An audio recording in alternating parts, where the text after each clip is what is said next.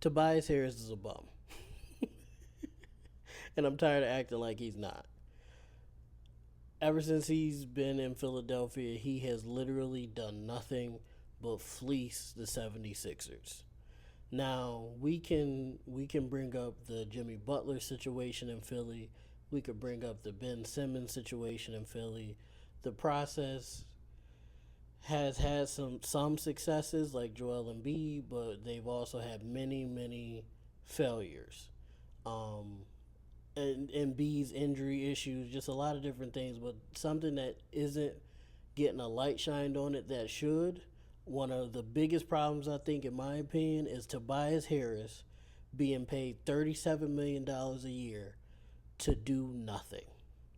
Now, during the regular season this past year, he averaged 17 points per game. I think like 5 rebounds or something like that. That's not bad. That's pretty good. But is that worth $37 million a year? I don't think so.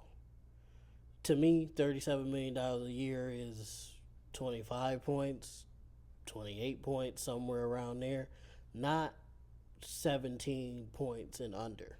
And in the playoffs, over the past 4 or 5 years since he's been in Philly, he completely disappears. He literally does nothing.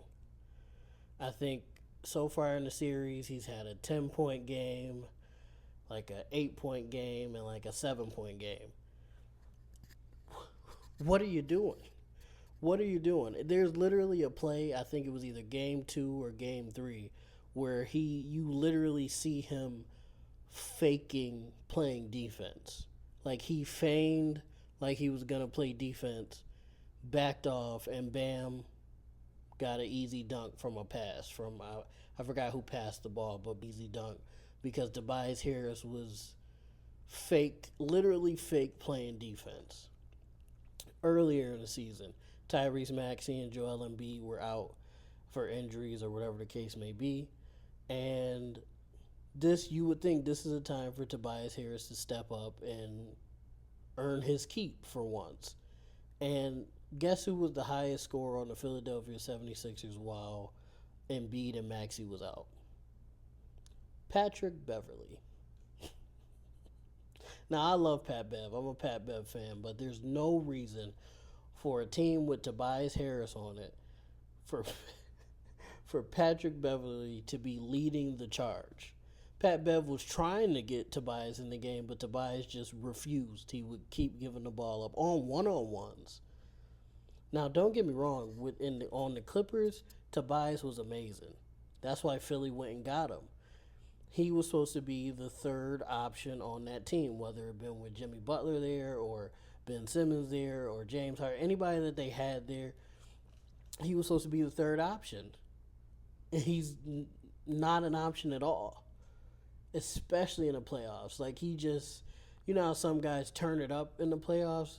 He regresses in the playoffs, and I think with the James Harden thing and the Ben Simmons thing and the Jimmy Butler thing and B's injuries, all of those things are terrible things.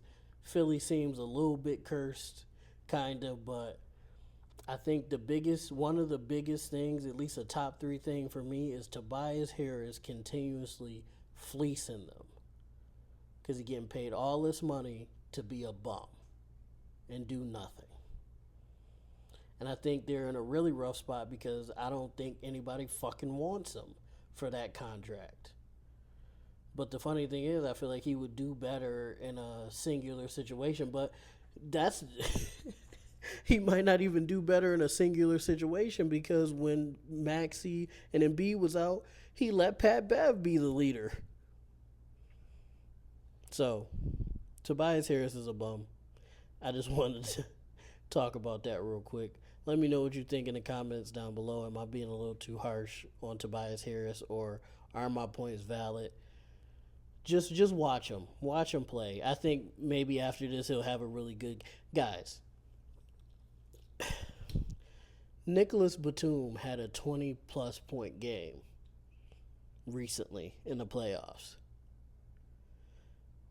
And Tobias Harris can barely break 10. Fourth quarter yelling, "Why the fuck Tobias?" And that's The bar should have been that, not Batum, because Batum showed up and nobody even expected him to. He's not even making half the amount of money Tobias is. Tobias doesn't play defense. He's not scoring, not a facilitator. He's not a rebounder. What the fuck are you out there for? Besides to do cardio. I love you guys. Peace out.